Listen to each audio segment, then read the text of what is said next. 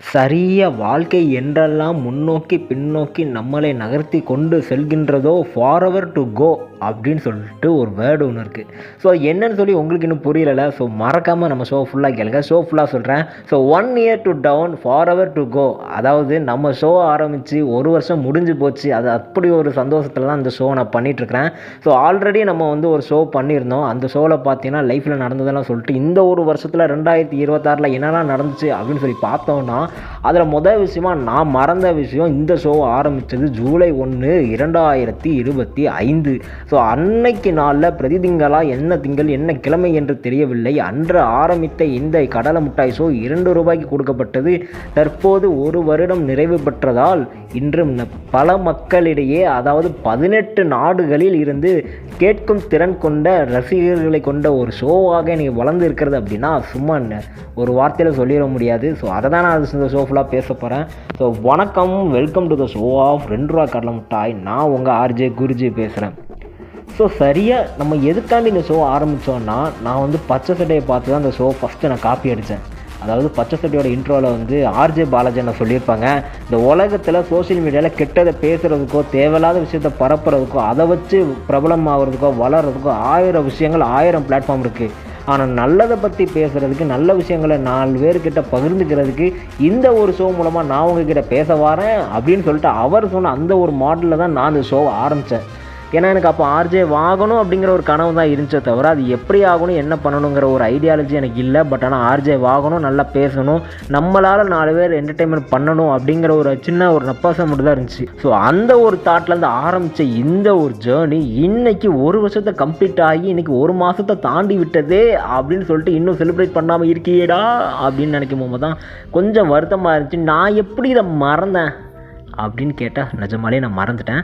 So அதாவது ஜூலை 1 தான் நம்மளோட பாட்காஸ்ட் ஆரம்பித்த நாள். ஸோ இனிமேல் அடுத்த ஜூலை பிறக்கும் போகும்போது நம்ம அதை வெகு விமர்சையாக கொண்டாடுவோம். நம்ம அதை இன்ஸ்டாகிராமில் கேக் வெட்டி கூட போடலாம்.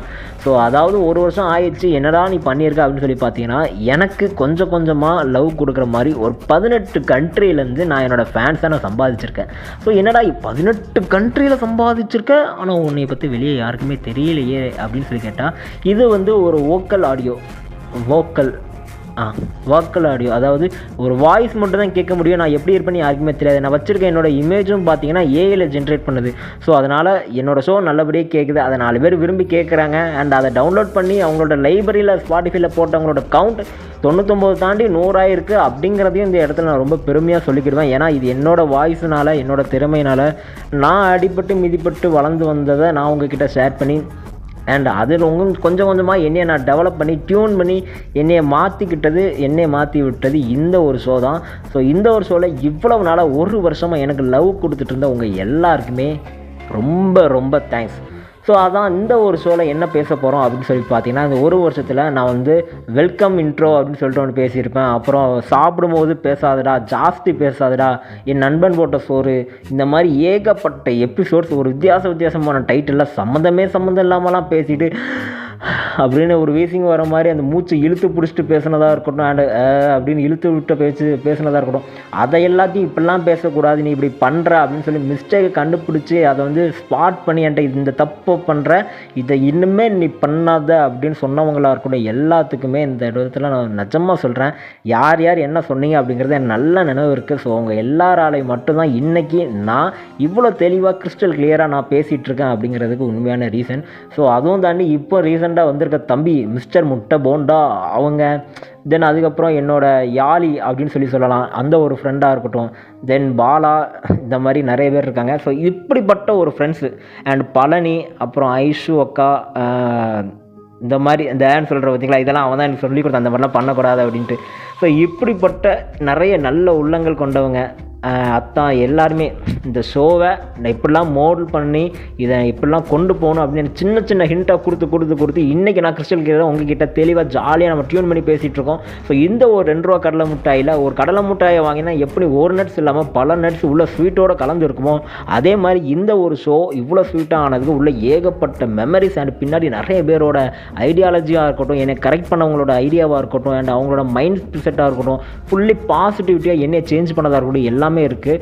ஸோ அதை எல்லாத்தையும் பேசலாம். ஆனால் இந்த ஒரு நிகழ்ச்சி மூலமாக அவங்களுக்கு நன்றி சொல்கிற நிகழ்ச்சியாக மட்டும்தான் இருக்க போகுது.